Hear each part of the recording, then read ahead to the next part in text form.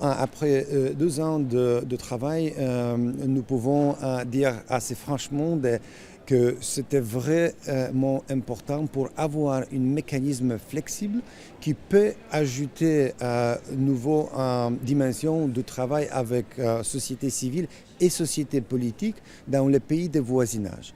Les pays de voisinage, c'est la même place où nous travaillons avec soit la démocratie en transition, soit le pays comme Égypte, comme Syrie, où la situation de la démocratie est très difficile pour différentes raisons. La fondation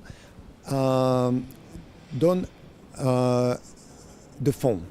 Finalement, ce sont les grant-making organismes et c'est la forme comment nous assistons nos partenaires. Mais naturellement, il y a aussi une très importante partie de ce travail, on change des savoirs, c'est engagement, nous invitons nos partenaires ici en Europe pour discuter différentes choses à propos de démocratie et aussi nous envoyons experts là.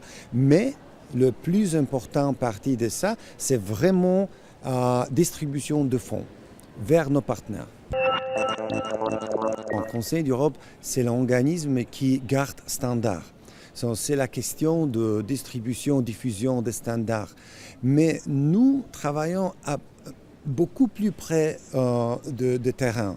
Nous assistons vrais activistes pour s'organiser, pour créer une association, pour développer cette association, pour bien verbaliser son agenda.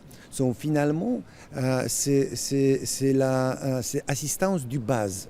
Assistance du base que de temps en temps pose le plus grand question. Par exemple, s'il y a une nouvelle situation, transition démocratique comme Tunisie par exemple, il y a beaucoup de nouveaux ONG et ils ne savent pas où ils peuvent demander assistance.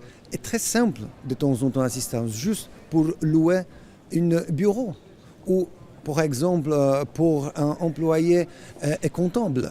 Parce que finalement, pour s'organiser, et pour faire la différence de la société, ils aussi doivent avoir une base physique.